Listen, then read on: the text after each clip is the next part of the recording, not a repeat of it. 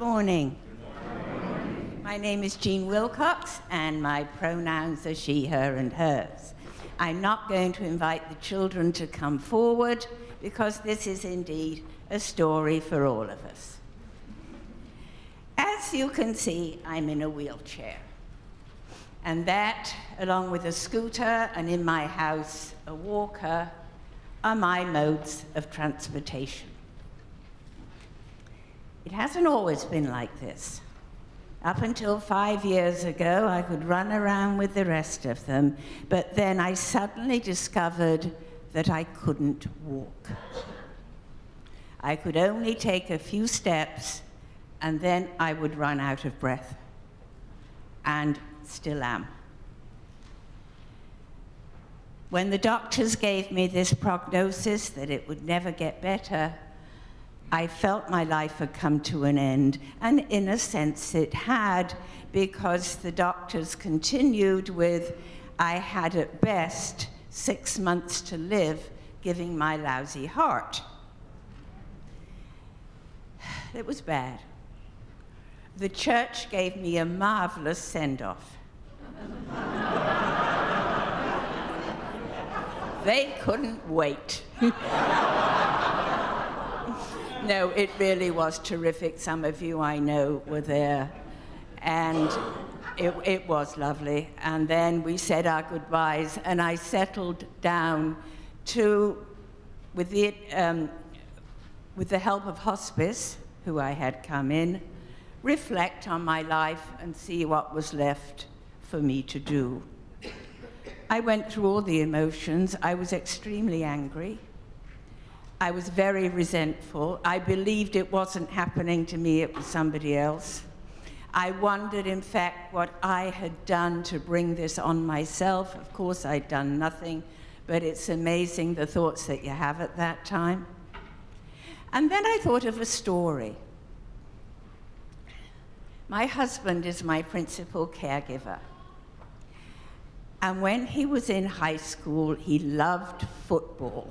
He still does. That's our Sunday afternoon occupation in the winter months. And more than anything, he wanted to play. More than anything.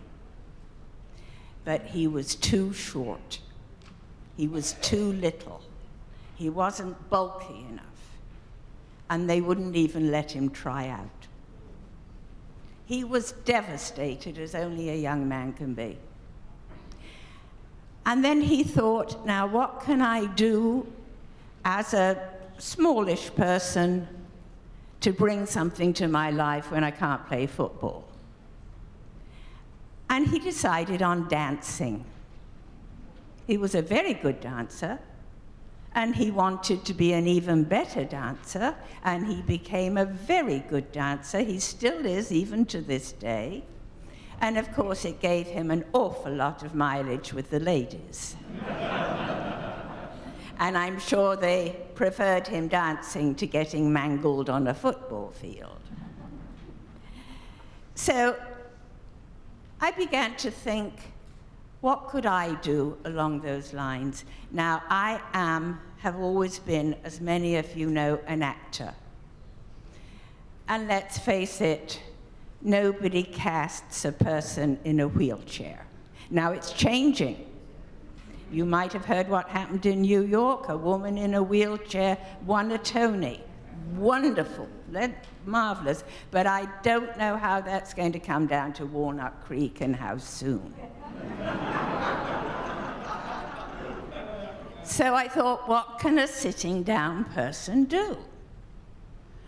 And I could write, that's sitting down. I could teach. You don't have to stand up to teach. And I could direct. Having been the recipient of many directors, I would love to get my own back. Now, I tried writing, that didn't work. I can't write. But I did teach, and I do direct. And where we live in Rossmore, I must say, I teach classes that fill up on acting, and I direct plays that get full houses. And I'm even going to direct one here in October. So this isn't about lemons and lemonade. This is about when you're struck with a blow, as most of us are at some point, the job you didn't get, the relationship that didn't work out, the school you didn't get into, what do you do? Do you sit back and say, well, that's it for me? And some people do, especially disabled people, I know them. Or do you look around for an alternative? And the choice is ours. Thank you.